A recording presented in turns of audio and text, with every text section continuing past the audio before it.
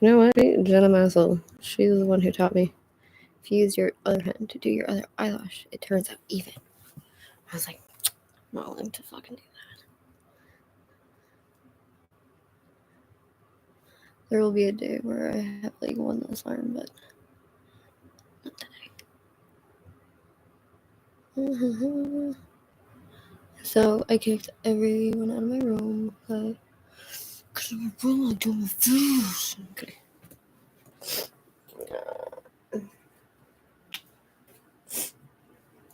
Let's see how long I can make it without being bombarded with either tests or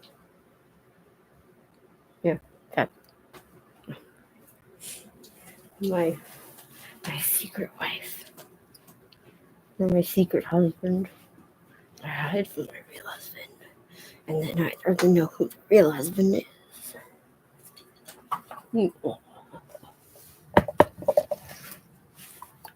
So, I guess I'll give a little bit of context.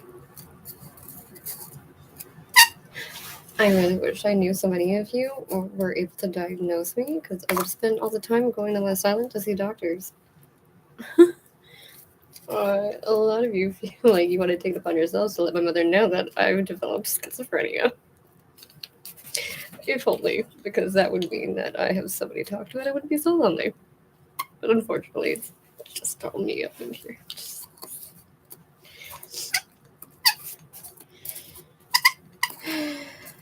I'm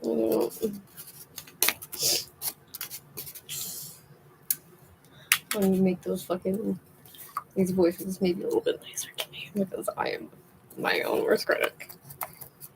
Let's just get this fuck up in here. Okay. If I start talking to like entities that aren't actually physically there, or like I'm like the other me told me to do something, definitely jump on that. Nope. Unfortunately. I figured I'd take this opportunity of silence and distraction and ballsiness and not giving a shit to actually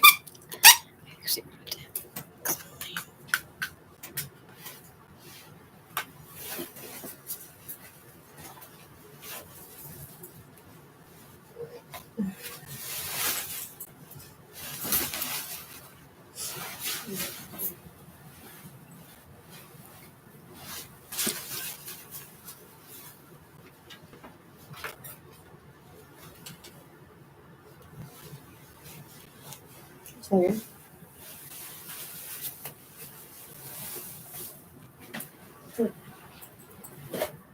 It's dark by midnight.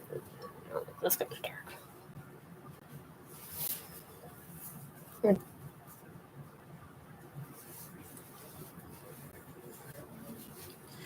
I really hope that bandanas are not so widely known as a gang thing, because might know something I can't share here. Okay, so one night I was talking. There's a ramp up to it. The reason that I've been filming just my fucking everyday movement is because I know that for a certain period of time there's going to be an amount of people who want to maybe put their 2 cents in when in review of those conversations they kind of like cram up and go, I just don't like talking, but it gets me, like people who have not been following up on it and people who just jumped in on it and kind of either haven't gotten all the information yet or haven't been sitting in it for long enough to understand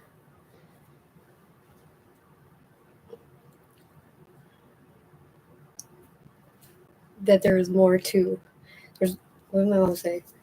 There's 3 sides to every story.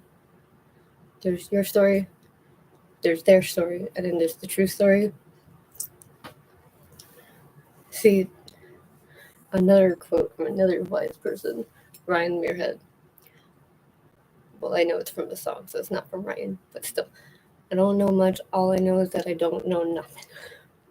And I've always kept that in mind because it's very true. I don't know anything. So I don't pretend like I know things. So I don't come off looking silly and stupid. And apparently people are very much okay. People at high positions are very much okay with just vomiting bullshit that they have no idea what they're talking about. So if you want, I do a little bit to stir up the shit pot, where I'm trying to get people to talk about it. And if you notice, I don't really look at these comments at all. I just know that my mom's very upset of, I'm assuming, the chat rat conversations. But that's what happens when you live in Chattagay, is that everybody talks about one thing at one time because it's all that ever happens. So everybody is part of the conversation. Anyway. I hate that place. Right. So basically it was tuning out the fucking annoying people who are like, actually, I have a grandparent that had COVID. I don't care. I just don't care. It's like your first time ever.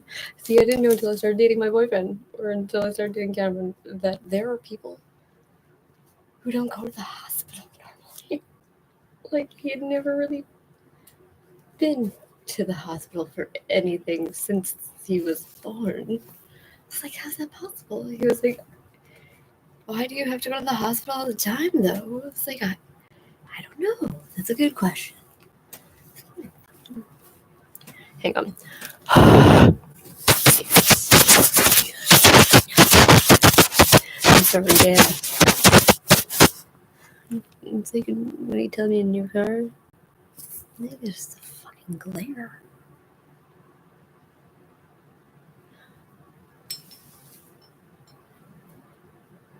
That's stupid. Whatever.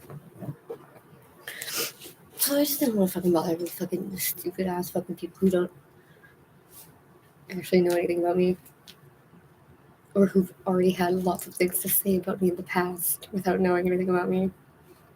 And they can say what they want because I don't care. If you want to have a conversation with me, feel free to mess me about it. Free to be like, yo, next time we sit down, we'll have a talk about it. Sure. Talk all long day. What the fuck did I say? Yeah. No.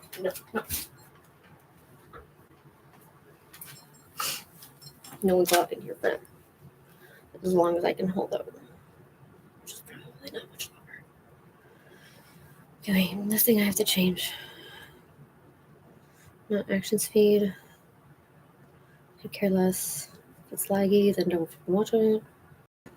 That's what I pay for a $3,000 computer for. Top of the line. X means 10. No?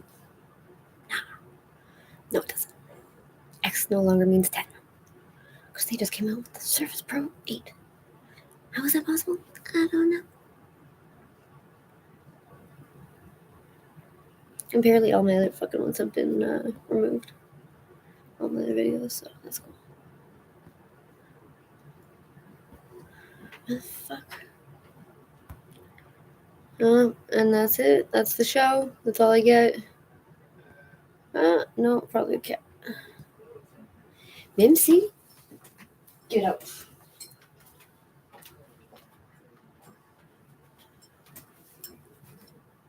Loop. Dashboard. Yeah, I know I'm mean. I'm super mean. I've been mean to my kitty. Whatever. She trips me on purpose. So.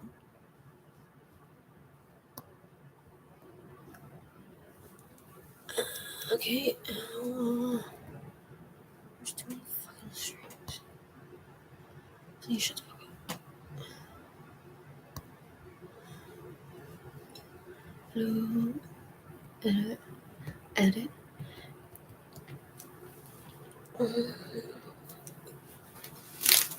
Okay. Okay.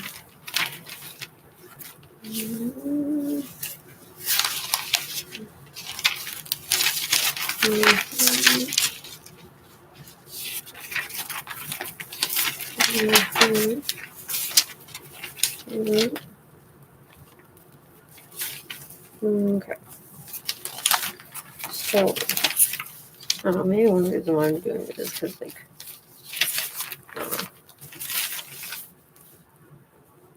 Back in the day, before YouTube had two fat dweebs that were like, we got this, like, Google. You used to have to be a director to put videos on YouTube. So there was like fucking great channels, Lonely Girl 15, The Wine Cone, just smosh before they fucking did butt stuff. Anyway, the Pokemon song, that was great. Heard DNA. No. But initially I started live streaming over 2 years ago. Right when the first curfew started. And it was just something we used to do in high school with the webcam. So we used to like just have the webcam going for fucking, it's like a photo album, but video. And we used to be able to take screenshots. So that's what we used to do, and not to put it on YouTube to be famous. Because we were just like, hey, years later, hopefully we watch these things, and we're gonna be like, oh, look how stupid we are. No. Oh, very well.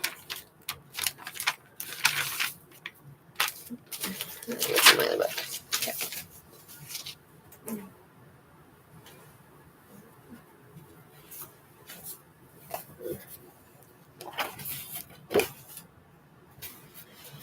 So, initially, years ago when I started the fucking the YouTube, I wanted to make something like that was called similar to Lonely Girl 15, which was a persona, and almost like within 3 videos, somebody who genuinely knew me was like, "Yo, Madison, you're full of shit," and I was like, "God damn it!" So I ended up Ray William Johnson made a fucking comment on one of my videos being like, "Yo, you're funny." I was like, "Oh my god!" I ended up fucking deleting the whole fucking account, and I was just like, "What? What? Girl!"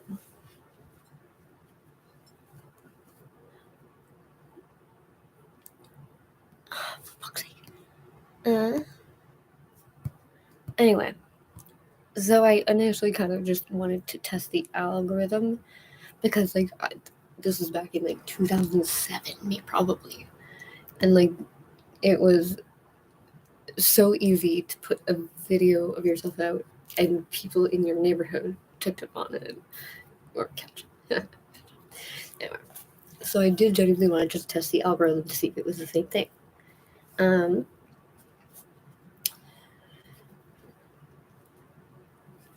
Oh, fucking John Trump before he was a fucking hardcore Republican creep. Before he decided to be like, yeah, fuck Aaron. But Aaron is just basically like the fucking punchline to all his jokes. Yeah, we want to hear you fucking talk about politics when you leave watching a gaming channel. Thanks.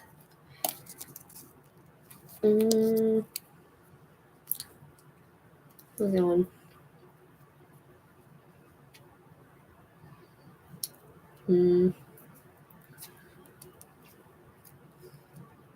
Pure on your chat was good. Oh. Another reason why I'm doing this is because it makes me feel better. And it's free. And therapy is not. And if you go to free therapy, you're wasting your time, because I've been to a whole lot of them, and a lot of them will make you feel much worse than when you went in them. Nothing in life is free. I sent my brother once to therapy at a CLSC to have him assessed because he was having suicidal thoughts, and literally the girl gave him her number, and was like, "Yo, you want to meet up for drinks?" I was like, "I'm so sorry." He was very uncomfortable. He's like, she was cute. It's like, then why aren't you like? Yeah. He was like, because I'm depressed, man. I was like, oh, I'm so sorry. Don't bother with fucking free therapy. It's a fucking waste of your life. Pay for therapy. It's very much worth paying for. It's way too expensive though. Or you can walk around talking like me and have people say you're schizophrenic.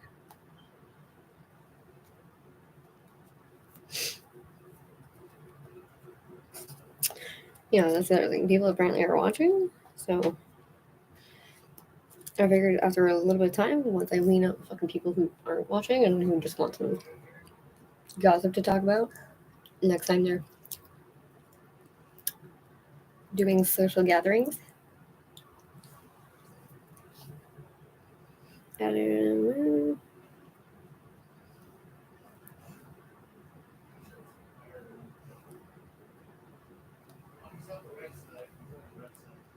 I can't remember already. Something about chocolate.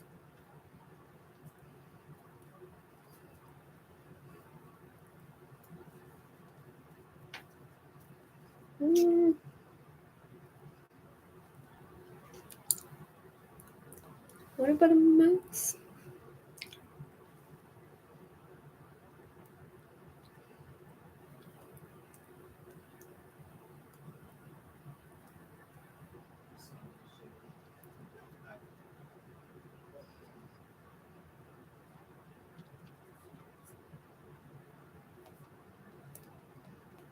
Talking about how much I hate Verdun, even though I fucking big familiar. Oh. All the different police forces. Shaggy is still my favorite. The cowboy hats. Right next to the Native American Reserve. Oh, whoops, I guess. Can't remember how much it was like. Something retarded, like $2 million was invested to the fucking uniforms. Assholes. We're John Gossard, fucking PC principal.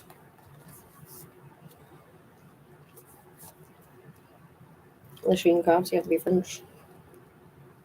Or black. Or Muslim. No. Yeah. Basically, anyone who isn't English or white. Also, there's a lot of men. They don't like females, apparently. But I don't understand their district thing. Something about Terrebonne. West. I was just reading something about it, actually. Like, they were gonna start reforming the departments and who has jurisdiction over where. And it's like they're pissed off over something about daddy coming to babysit or monitor them, whatever.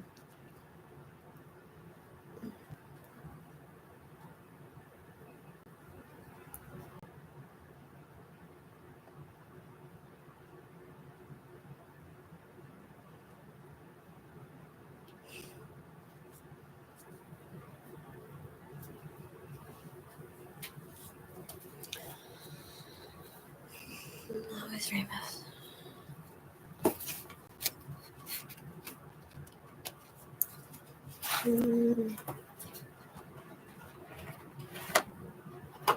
Was that really as far as I got?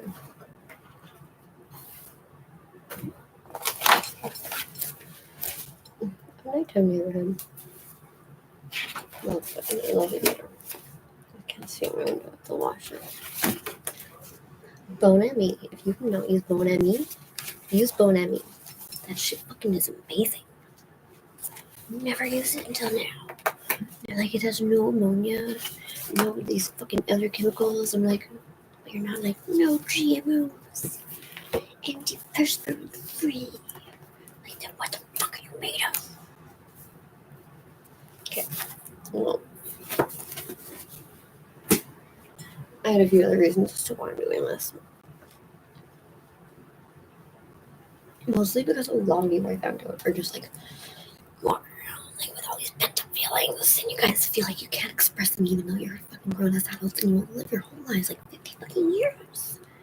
listen to CJD. Apparently these guys live their whole lives being pissed off their lives.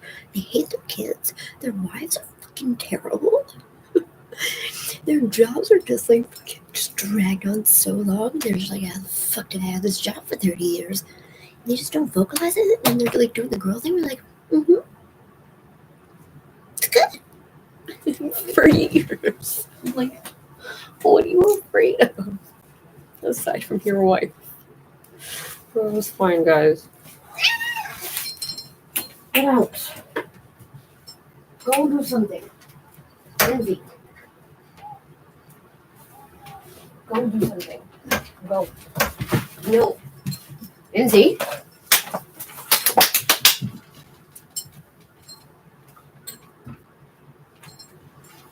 No. I'm done with everybody. Fucking cat being all over my shit. Fucking Oregon being all over my shit. Everyone's all over my shit all the fucking time.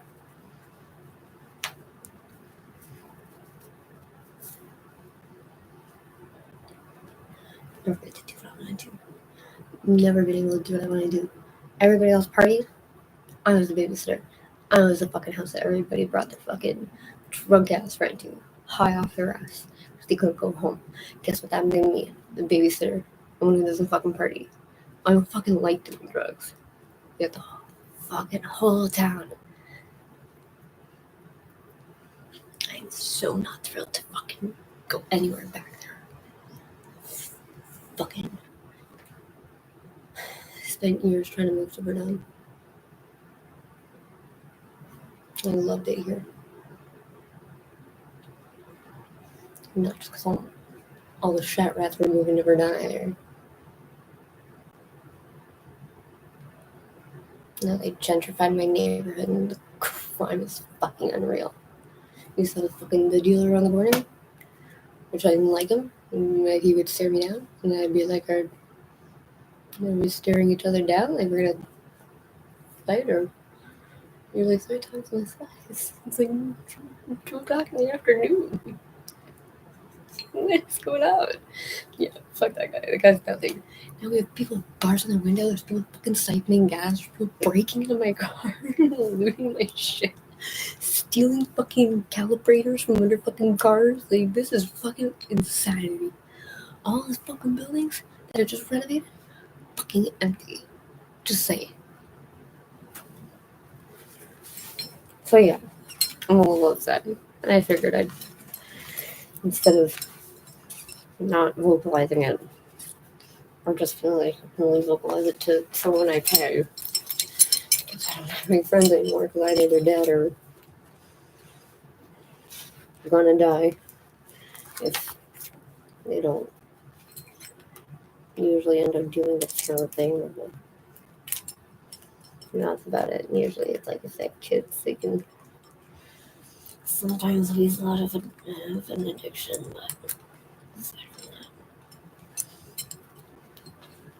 then they just lead sad, miserable lives of fucking soulless, fucking jaded, not me.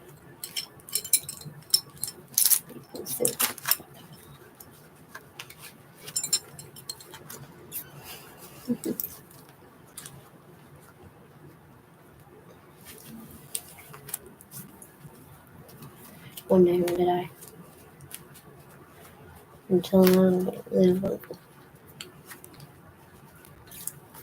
no matter if you call me stupid, which I'm not, apparently, unfortunately. They want to call me immature and keep calling whatever the fuck they want. Junkie. Fucking not trying hard enough. But they can call me whatever.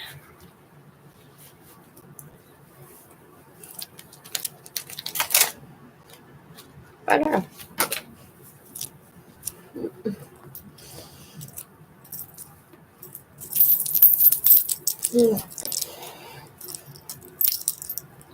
Okay. Too many fucking years. Okay.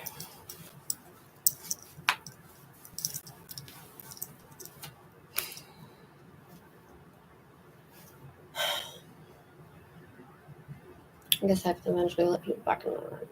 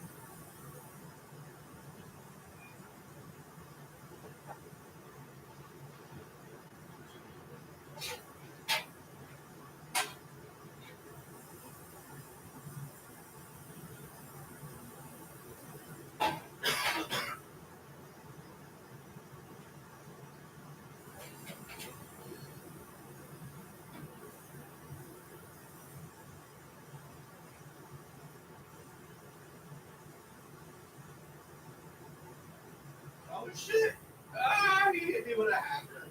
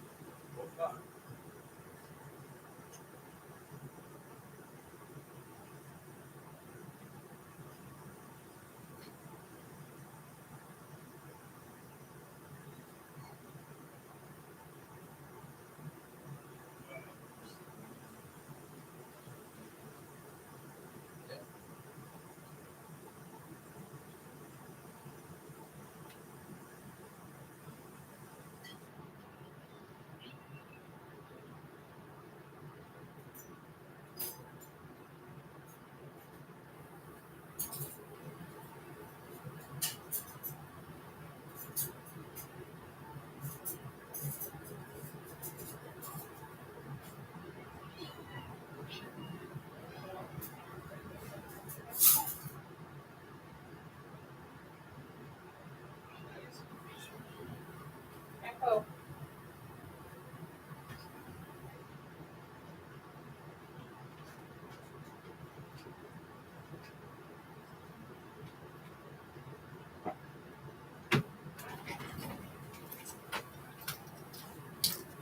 Mm-hmm. Mm-hmm.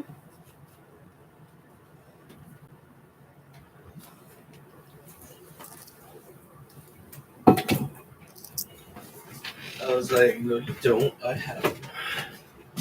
So I have my own hat. That's great. Good job. Because I'm big boy. Go put the big boy pants on. Yeah. Go for you. The big helmet head. I know, it's weird, eh? Seeing like the wall. Yeah. You know? Okay, let's smoke this. Before I literally clip.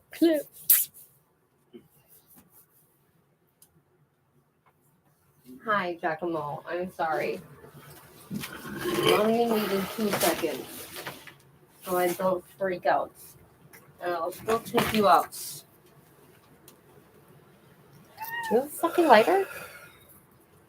Sorry. I just like.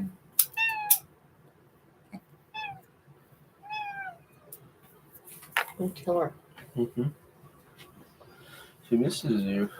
Mm-mm. Yep. She's just bored of from getting ignored all day.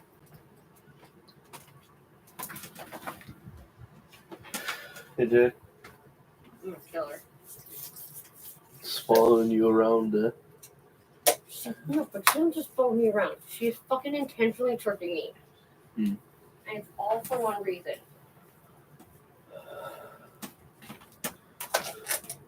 Terror. I was honestly stupid, like, I don't know.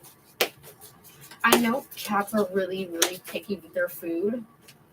But I guess, like, if I'm thinking about it, it's kind of like if you fed a kid McDonald's their whole life. Yeah. And, like, you started feeding them a regular diet. Like, obviously, they're going to be cranky and pissy, I feel. But, like, maybe the raw meat diet isn't such a terrible idea. Well, we tried it before, and like Raw right now. meat, not for a cat. I've never tried raw meat for a cat. I can't afford raw meat for a cat, but like, hey Jack. But like, that's why I feed Jack I feed him human food because I know why we feed dogs dog food and not food for carnivores. And like having so many people come into a pet store being like, excuse me, actually, the longest living dog ever was a vegetarian vegan dog. I was like, I shit you not, Cameron. Oh my She was God. like, no, look it up. No, I'm serious, look it up. I was like, you know what? I believe you. Like, that's fine. However, your animal's a freak in nature. I'm pretty sure that feeding them dog food just makes them already something else other than a The carnivore. reason we feed dogs dog food used to come in cans. During World War, we needed cans for ammunition. So they tried to think, hey, how can we make dog food packaged differently? Because we need the cans. Mm-hmm. So that's why they came up with dry dog food. And dried dog food is garbage. Pretty much all of it. Like, I've had reps come from Royal Canin, like nutrients. I've had a bunch of representatives from all these companies come, and like they would talk to us in groups, and it was like people like Sarah and them. They were like more like punk, like Fatale people, but they don't go to Fatale type places. They're lone people. Like, they don't have big groups. They don't have social circles or anything like that. But they're still punk, hardcore farm girls, like, that are prettied up. So it was really fun when representatives would come because they would just like, please tell us about your new food. And they would go through like all this thing of explaining their new food. This is urban dog food, and this is like suburban rural dog food. And they were like, what's the difference ingredient wise? And she'd be like, oh, well, I wasn't expecting questions. Just, like, and there's like someone who fucking goes to the butcher and takes the fucking pig's head home for her fucking dog. And I'm like, that's disgusting. I brought him home like a hoof once. Yeah. And Sheena looked at me, she was like, really? What are you doing? It's a hoof. It's like, it's got calcium and stuff. He in it. wouldn't eat anything. And they were like, oh, like, try the, like, there's chicken feet. I'm like, chicken feet, are you serious? There's, like, livers, hearts. There's, like, a little bit of every gross pieces of animal that are packaged into a bag. Mm-hmm. I was like, I'm not touching that. I don't care if he wants it. I don't care if it's a treat for him. I'm not touching it. And you're not going to kiss me after, even though you just licked your balls. Ew. Gross.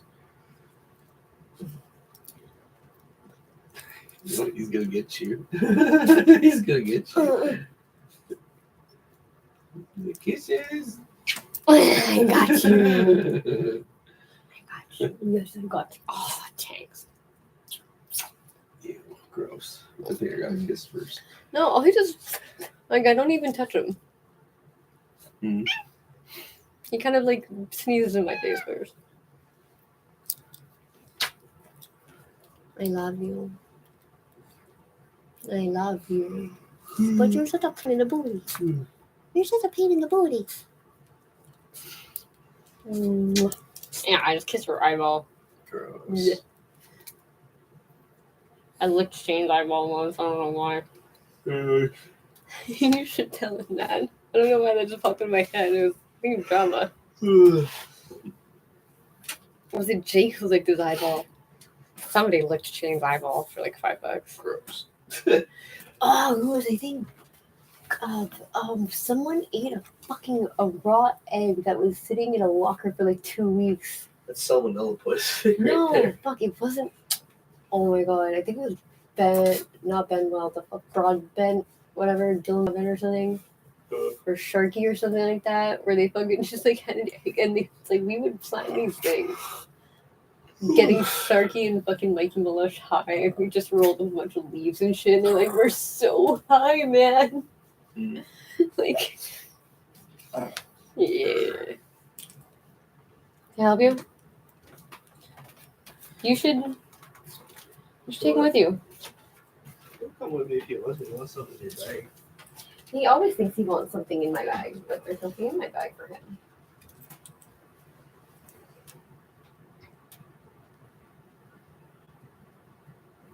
Oh, I hope I really make him cry. What's good? Dish, ass, no.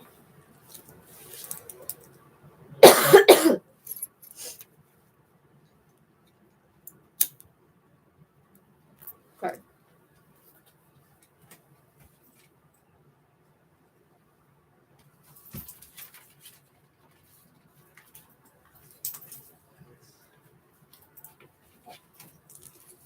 Say hello. Hi.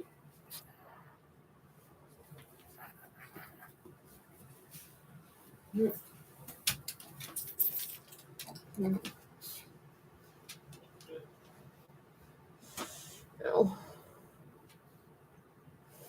What? Nothing in there for you.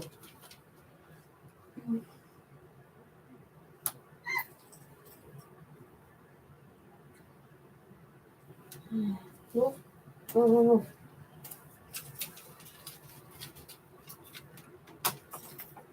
Okay. Jack, give me a bit. We'll go. In a bit.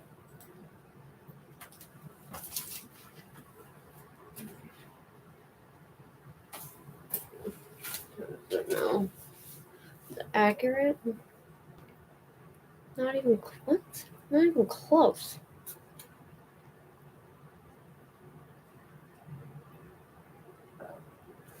I'm gonna kill you.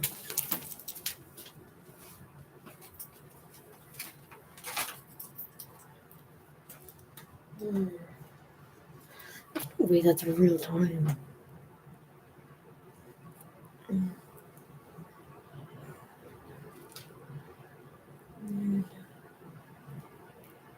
Like sometimes you just shut the soul right out of me.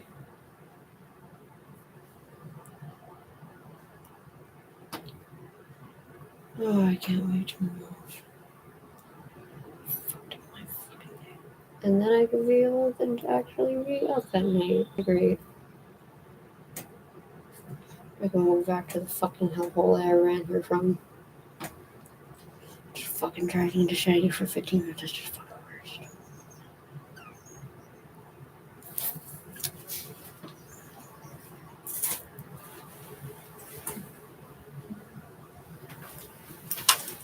I'm glad it just takes me fucking forever to get out.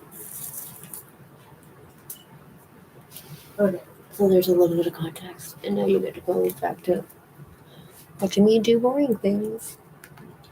Like washing the nails. As it should be. And cleaning. Whoa, I'm not against. I'm not fucking skating, it's so stupid.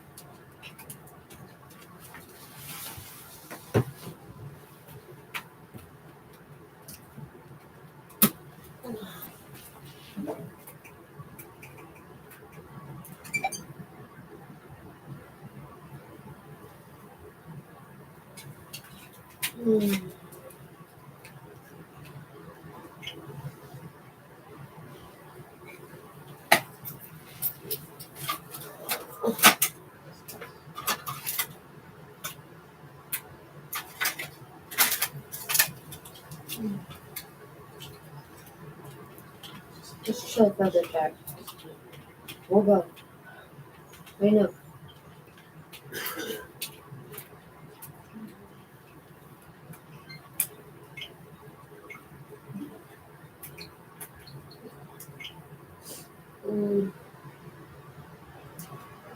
Oh god.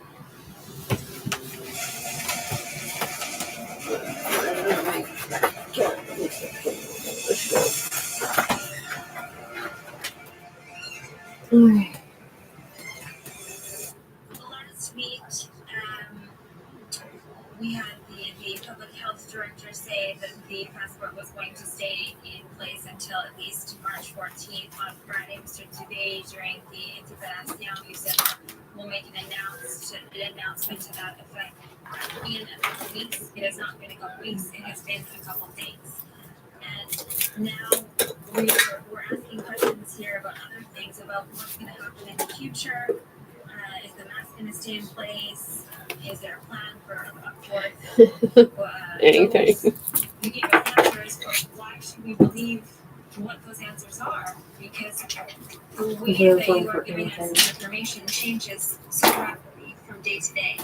I think that the opposition parties today are their criticism this morning was not what the decisions are that you're making them, but how you're making those decisions. Is this the best way to be making those decisions? Well, let's be clear. We said that this passport is there to stay when we need it. Just to be very clear, you want to go to Europe this summer, you don't have countries that will be for this passport either at this duty free. So the passport is there to stay in certain circumstances. Go sit somewhere. In the same way, remember, I said there could be a sixth way. And remember, I said that in the That is not under my so let's be clear. Right now, we should be happy that we are able to do the other passport because it means it's going well. It's going better than a month ago. And it's like living might be going better even in a month from now. So let's take the joy of the month we're getting today. The conditions are improving, and if we can limit the measure and it's safe to do it, I think that's good news. I'm not sure you answered my question, but I have to move on to it.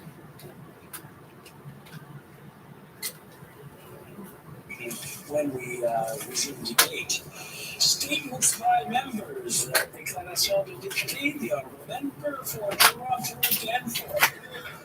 Mr. Speaker, today I am speaking in memory of Erna Paris. I didn't know her, but I can continue to learn from her even after she's passed away, from her writing and her inspiration. So today we celebrate her life. She was a mother. She was dearly loved. She was a writer and a thinker. She could educate people. She also inspired.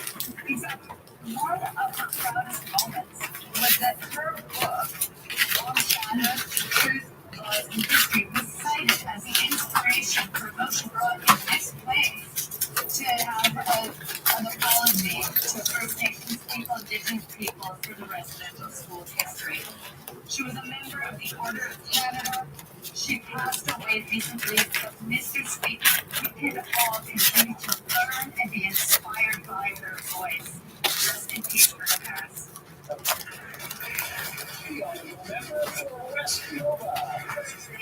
Last Wednesday, the community environment in the riding of West Nova lost a beloved citizen, our friend Terry Muse, at the young age of 62.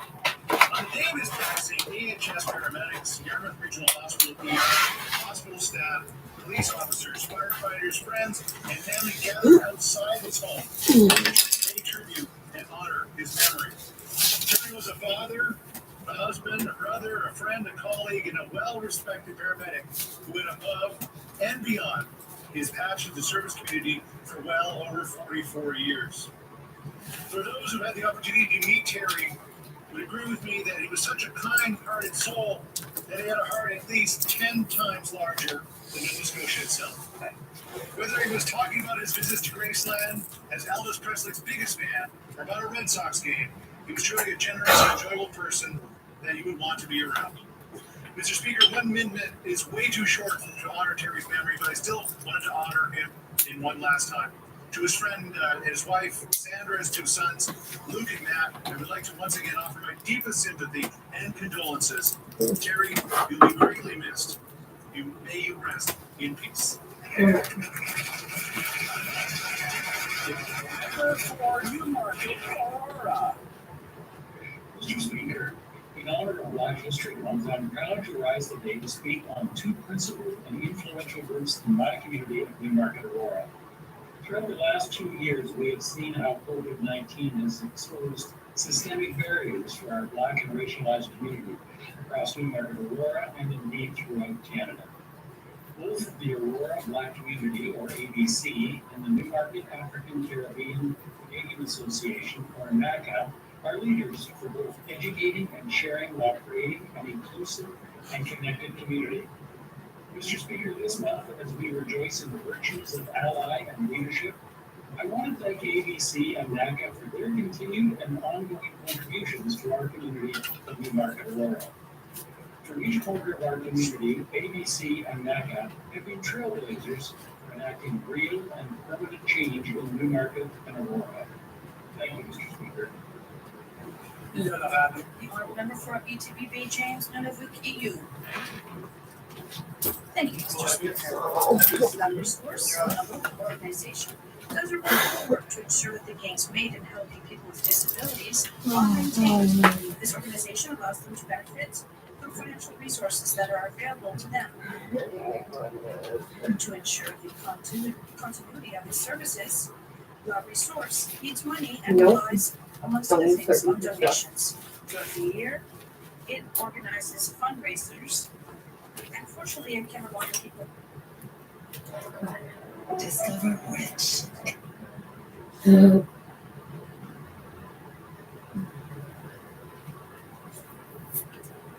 don't know, actually, this is Round upon me, rush upon me. I will overcome you by enduring your onset. Whatever strikes against, that which is firm and unconquerable, merely endures itself by its own violence. Wherefore, seek some soft and yielding object to pierce with your darts. Seneca. Why do you feel conquered? Are you conquered when your country gets taken by another country? Do you feel conquered when an enemy takes your house and the rest of your possessions? Or when you're thrown into prison with your hands and feet tied together? Or perhaps when someone snatches away your prospect of dating a person you like? It's probably different for every person to what extent circumstances evoke a feeling of defeat. The ancient Stoics produced a treasure trove of wisdom on becoming unconquerable. They believed that people cannot be conquered by anything external as long as they don't give away the power over their faculties. The only way external things can influence us is when we ourselves let them. If we feel that something has defeated us, it's us defeating ourselves on account of it. If we want to become unconquerable, we don't need to conquer the world, not ourselves. This video explores the Stoic philosophy on how to become unconquerable.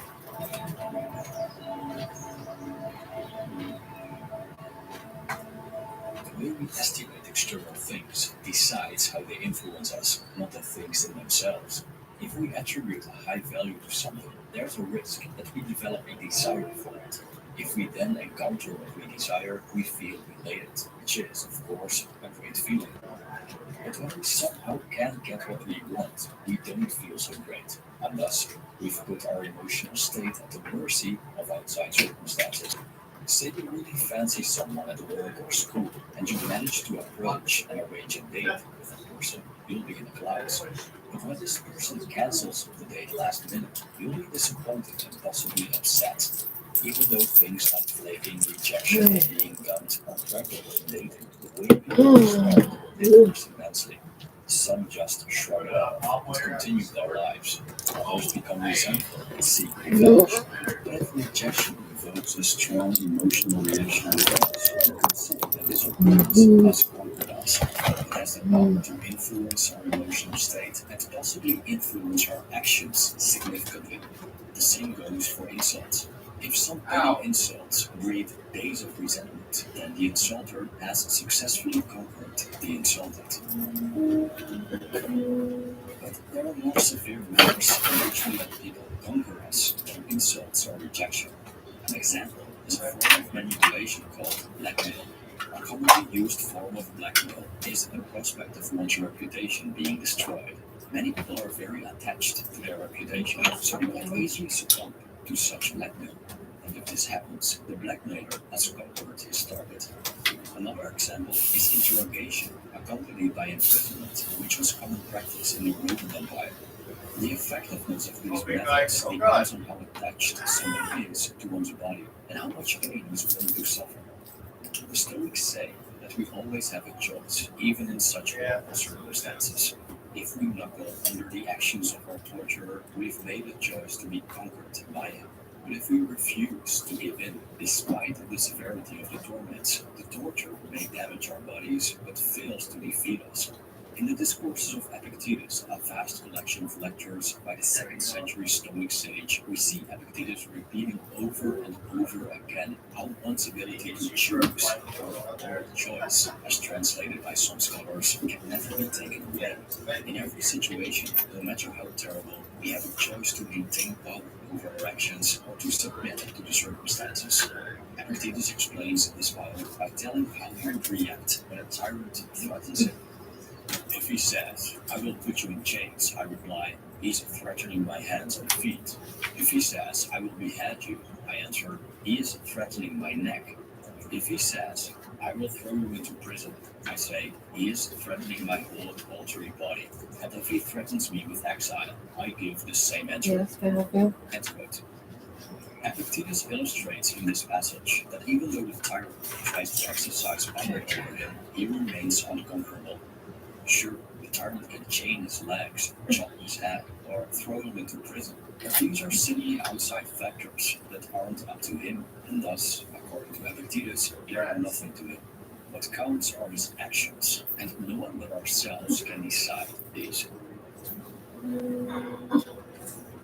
If we want to be uncomfortable, we need to be willing to endure any hardship. We must be ready to have complete disregard for what people think, to lose everything we have, even our necessities, where our bodies want away are abused, and to part from everyone we love. Any strong attachment we have, anything that we're unwilling and unable to separate from, but also anything we can't and won't endure, have the potential to destabilize and influence our choices. An example of being uncomfortable is the psychiatrist and philosopher Viktor Frankl, who survived 3 years of imprisonment in several Nazi concentration camps. In his book, Man's Search for Meaning, he describes how Jewish prisoners became helpers of the prison guards, doing terrible things to their own people in exchange for food and better treatment. Frankl noticed how easily people succumb to harsh circumstances and do anything to survive, including betrayal and ill treatment by others. but often they refused to let the circumstances influence their values as they continued acts of kindness and compassion. So the Nazis were able to imprison, torture, starve, and exterminate these people. They could not conquer them. Seneca stated that hardships aren't a problem, but our surrendering to them is. Therefore, a Stoic sage will not be disturbed by hardships, which means they can't touch him. I quote, "What element of evil is there in torture and in the other things which we call hardships? It seems to me that this evil, that the mind sags and bends and collapses. But none of these things can happen to the sage. He stands erect. Nothing can subdue him. Nothing that must be endured annoys him. For he does not complain. But he has been struck by that which can strike any man. He knows his own strength. He knows that he was born to carry burdens." Of course, the ideal of the Stoic sage is challenging and almost impossible to reach. As with everything great, becoming more unconquerable in the Stoic sense takes practice. The ancient Stoics realized this as well, but encouraged us and themselves to at least try to improve. Also, it's tough to be purely reasonable all the time, as our rational faculties don't seem to have a complete grip on our emotions. The ancient Stoics noticed that emotional reactions initially arise before we can intervene, so even the sages are startled sometimes. Hence, they distinguished the passions from the emotions.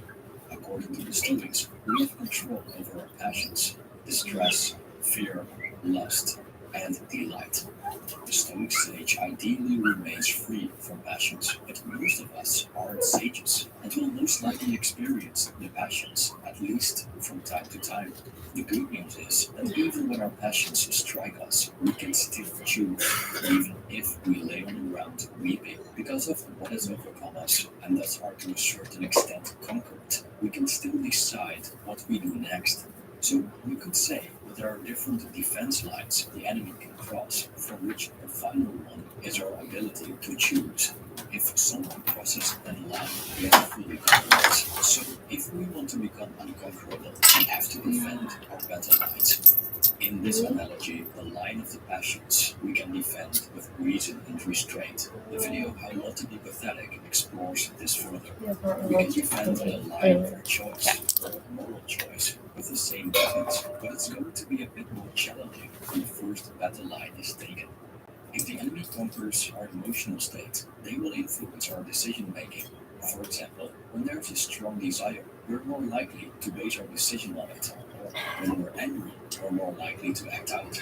So when the enemy stands on our doorstep, we need firepower to defend our ability to choose. We could say that this firepower is our inner strength, the power to make the right decision, even when we're overwhelmed by emotion. An example of this we see in the movie Lord of the Rings, after Frodo accepts an almost impossible mission to bring the One Ring to Mordor and throw it into the fires of Mount Doom. The danger of the One Ring is its ability to create strong attachment between itself and the carrier. Consequently, the person wearing the ring becomes so obsessed with it that he'll do anything to prevent separation. Frodo indeed grows attached to his so-called precious, just like Gollum, who's trying to take it from him. Now, although Frodo did give in to his attachment at the very end, he was able to carry the ring for thousands of miles, overcoming countless moments of temptation. For example, most other characters would have probably surrendered to the ring much earlier, like Boromir, for example. Again, according to the Stoics, there's only one thing truly conquerable: our ability to choose.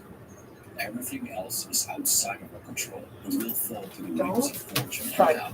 We can lose everything, from our wealth to our freedom of movement to our reputations. But our ability to form opinions, desire, hate, accept, abstain, talk, or keep silent remains ours. As Viktor Frankl stated, when we are no longer able to change a situation, we are challenged to change ourselves. Thanks for watching.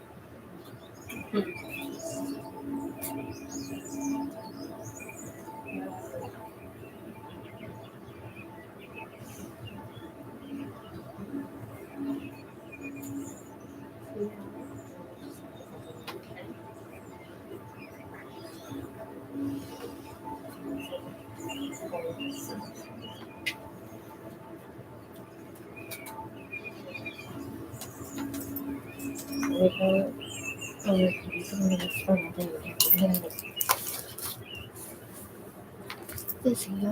not psychology, not sociology. Oh my god, no, I can't fucking get the I'll tell you what the fuck Oh my god, the fucking theory of being. Oh, stupid word, this fucking computer. Oh, I hate that. Last week,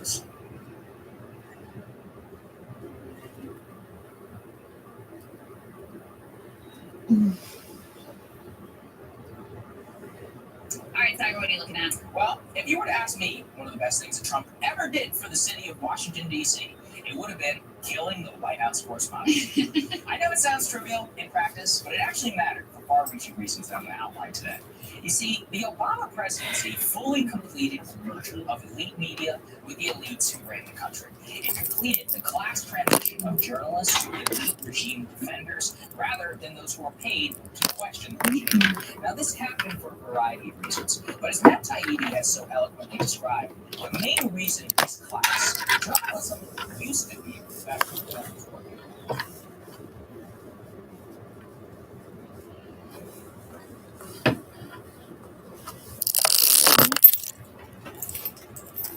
Not even close.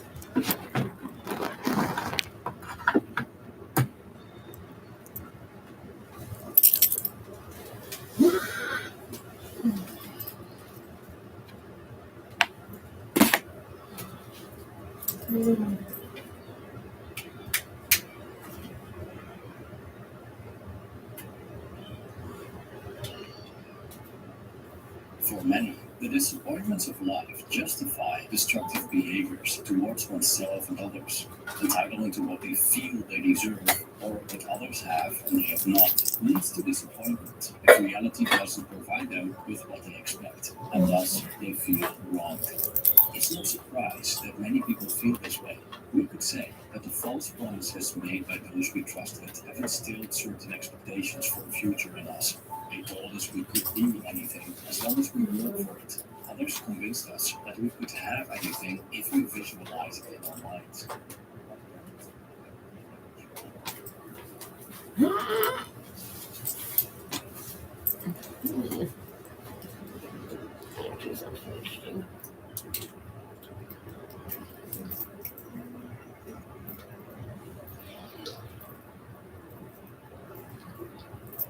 I have a feeling Jordan is one of the people who watch me. That bitch apparently stays up all night long. So Jordan is watching me. Hi, Jordan.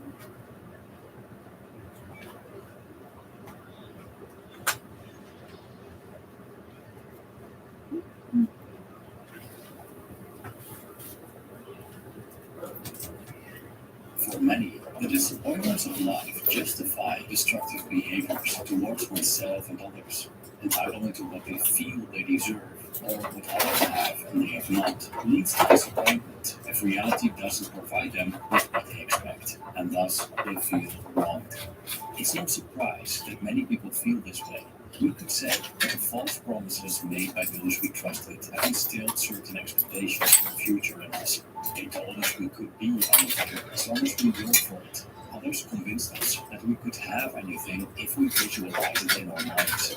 Our parents implied that their children's future would be similar to their past, so they raised us with hopes and dreams unfit for our time, as today seems so different and so incompatible with yesterday's playing rules. In a way, life has betrayed us. From the day we were born, it has sold us false expectations of sunshine, served us other lives on a golden platter, and then slaps us in the face with indifference after we see our dreams perish one by one. Instead of the paradise we've built in our minds, we encounter wastelands of cold, harsh life as it is, of randomness, of meaninglessness, of absurdity. So, this is it? Maybe. But it may get even worse, looking at the transient nature of life, showing us that decay, sickness, and death await us. But how can we deal with a life that only seems to give us lemons? How to go on when fate has killed our hopes and dreams, and all that's left is hopelessness.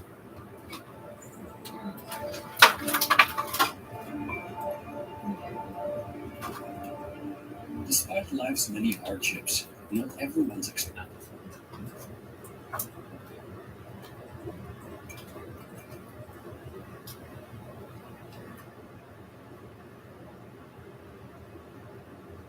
What is up, everybody? Welcome back to the channel. It's Jasper Miller here, and today, Monday, we have a lot of updates to discuss. And also today is the day that a lot of benefit PDs have been joined up with applications for the new benefit PDs that is for the CWRB. The law.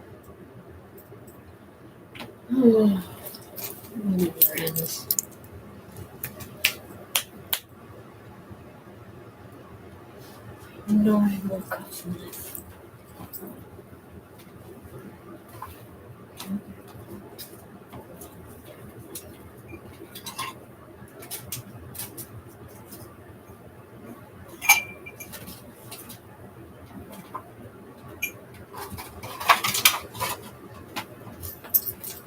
Oh.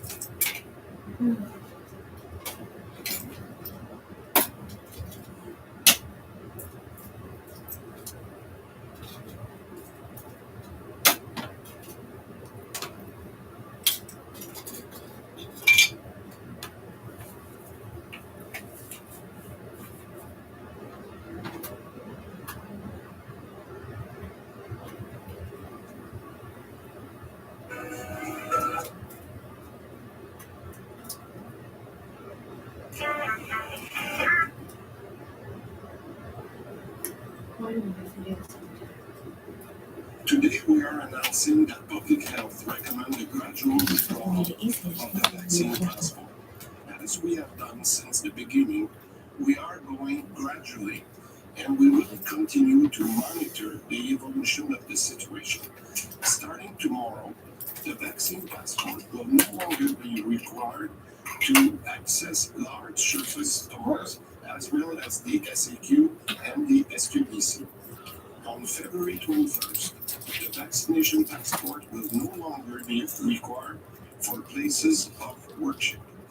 And finally, the passport will be withdrawn for all places on March 14, including RPA, CHSLD, and RERTF. This last step is consistent with the massive arrival of antiviral, the Paxlovid, which will be done in early March. We are giving ourselves the means to cure people most at risk and protect our healthcare system. The vaccine passport has been and remain an important tool to fight the pandemic.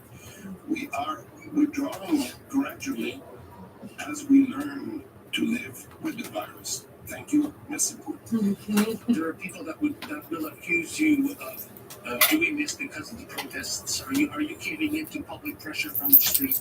No, not at all. I think we're doing it because it's the right time to do it, because it's safe for public health. And as I said, I was very clear. It is there to last. When we need it, we will ask to be reestablished. Right now, the conditions are good, and I think this is the appropriate thing to do right now. A lot of people are asking why we even did this and we're taking it away now. What's your answer to that? Why did we do the vaccine passport? Well, because it has been very helpful, quite helpful. It has allowed Quebecers that were vaccinated last fall, to get back to a normal life. And now that we have Omicron and people that have been contaminated, we have a different ballgame.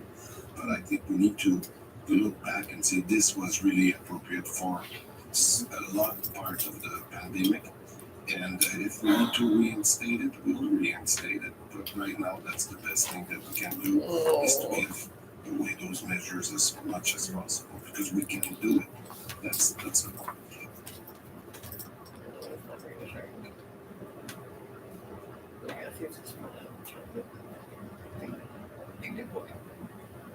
Is it possible that Big Pharma lied to doctors in order to get them to prescribe medications that are not appropriate for their patients? Of course it bloody well is. Let me show you how it happens. Hello there, you 4.9 million awakening wonders. Welcome to the journey of life. Come out of the darkness. We don't need to be afraid anymore. We can communicate openly. We've got nothing to be scared of. Hey, I did a fantastic episode of my podcast, Under the Skin, with Dr. John Abrams, who's been on Rogan as well. He's a great doctor, and he's a consultant when they have legal trials against big pharma companies, you know, for the legit actions that they have undertaken and have subsequently been sued for.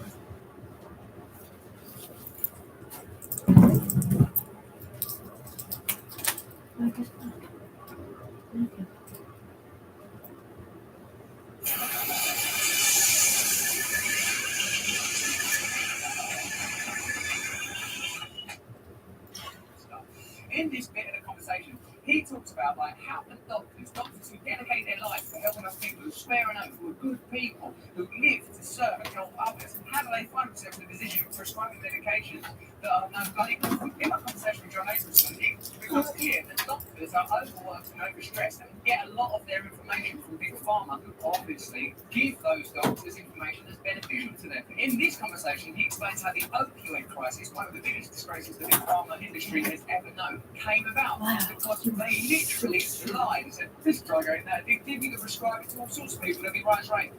And they knew it was super addictive. Stay to the end of this conversation, you're going to learn from this. With the opioid, is the opioid crisis the most glaring example of mendacity in the pharmaceutical industry? Is it particularly extreme?